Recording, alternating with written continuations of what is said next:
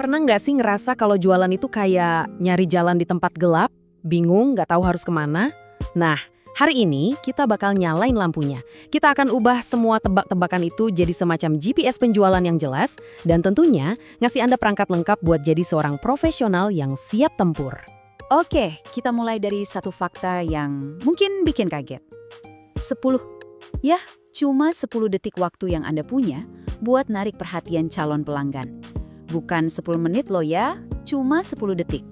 Pertanyaannya sekarang, gimana caranya dalam waktu yang lebih cepat dari masak mie instan, Anda bisa membangun jembatan kepercayaan, bukannya tembok penolakan? Momen-momen awal ini krusial banget, dan kita akan bedah satu persatu. Coba bayangin deh, Anda pergi ke kota yang benar-benar baru, tapi tanpa peta atau Google Maps. Pasti nyasar kan? Nah, di dunia penjualan, peta itu namanya sales funnel atau corong penjualan. Anggap aja ini GPS Anda buat memandu setiap obrolan biar bisa sampai ke tujuan. Closing. GPS ini bukan cuma peta biasa loh. Ada 7 checkpoint penting yang wajib Anda lewati. Coba deh lewatin satu aja. Misalnya dari kenalan langsung loncat ke penawaran harga tanpa analisis kebutuhan. Itu sama aja kayak pilot yang mau terbang tapi ngelewatin landasan pacu. Hasilnya udah pasti gagal. Oke, sekarang kita fokus ke tahap kedua yang kritis banget tadi. Pendekatan. Kunci buat memenangkan 10 detik pertama itu sebenarnya bukan pamer produk Anda hebatnya kayak apa, tapi membangun sesuatu yang namanya rapport atau gampangnya koneksi emosional. Coba deh lihat bedanya di sini.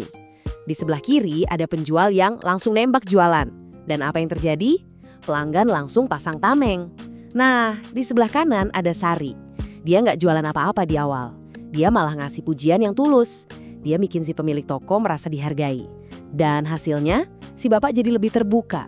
Itulah kekuatan dari raport.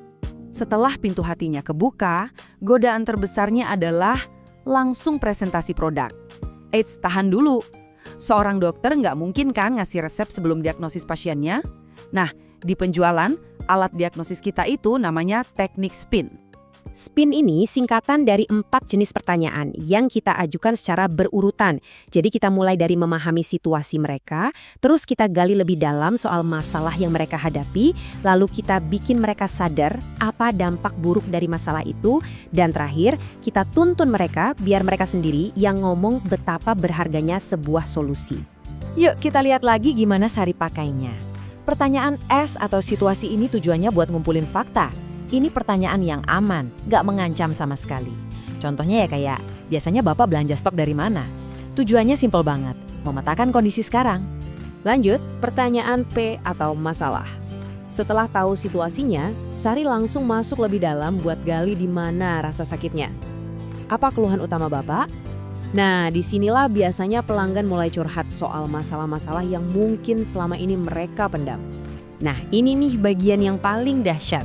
Pertanyaan I atau implikasi. Sari nggak bilang, Pak, kalau telat kirim kan rugi? Enggak, dia justru bertanya, dampaknya apa Pak? Ini memaksa si pemilik toko buat ngomong sendiri kerugiannya. Rasa sakitnya jadi terasa nyata banget buat dia. Dan puncaknya, pertanyaan N atau nilai solusi. Perhatiin deh, Sari nggak bilang produk saya bisa kirim tepat waktu loh. Malah, dia bertanya, kalau ada supplier yang bisa, apakah itu akan membantu? Ini bikin si bapak ngebayangin masa depan yang lebih enak dan nyebutin sendiri kebutuhannya.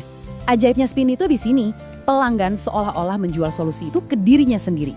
Oke, Anda udah berhasil bangun rapport, udah diagnosis kebutuhannya, terus Anda presentasi, dan muncullah momen yang paling ditakuti semua salesperson, keberatan. Harganya mahal, atau nanti saya pikir-pikir dulu.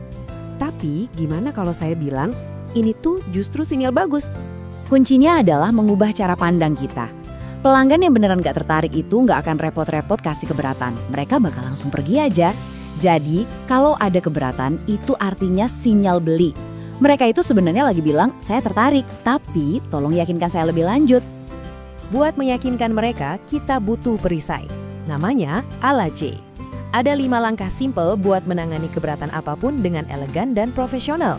Dengarkan, akui, jawab, periksa, dan eksekusi. Yuk kita lihat perisai ini beraksi. Pelanggan bilang, mahal. Pertama, dengarkan dulu keluhannya, jangan dipotong. Kedua, akui dengan tulus. Saya paham, Pak, budget itu penting banget. Lalu, jawab dengan ngasih sudut pandang baru soal nilai produknya. Terakhir, Anda periksa lagi. Kira-kira penjelasan saya masuk akal, Pak? Kalau dia bilang iya, baru deh Anda eksekusi ke langkah selanjutnya.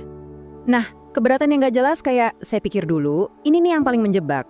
LAC bisa bantu mengubah kabut jadi sesuatu yang spesifik.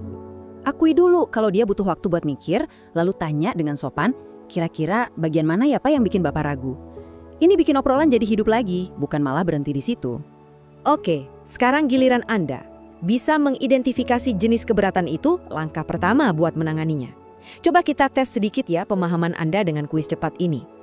Dan ini dia jawabannya. Harganya terlalu tinggi, sudah pasti soal harga. Saya mau tanya istri dulu, itu masuk kategori keberatan waktu. Kalau ragu karena produknya baru, itu soal produk. Dan yang terakhir tentu saja soal kompetitor. Dengan memetakan seperti ini, Anda jadi bisa menyiapkan jawaban LACE yang paling pas. Jadi, kita udah melakukan perjalanan jauh nih. Dari yang tadinya jualan pakai ilmu kira-kira, sekarang jadi pakai ilmu penjualan yang lebih terstruktur. Anda sekarang punya satu set perangkat yang komplit. Mari kita rangkum sekali lagi. Anda punya korong penjualan sebagai GPS buat navigasi. Anda punya raport sebagai kunci buat membuka pintu di 10 detik pertama. Anda punya spin sebagai pemindai buat mendiagnosis masalah tersembunyi. Dan Anda punya LAAC sebagai perisai buat menghadapi setiap keberatan dengan penuh percaya diri. Dengan semua perangkat ini, pertanyaan Anda sekarang berubah. Bukan lagi gimana cara jualan, tapi masalah siapa ya yang bisa saya bantu selesaikan hari ini? Pilihannya sekarang ada di tangan Anda. Apakah Anda mau tetap jadi penjual biasa? Atau Anda mau jadi seorang pemecah masalah yang selalu dicari-cari orang? Pernah nggak sih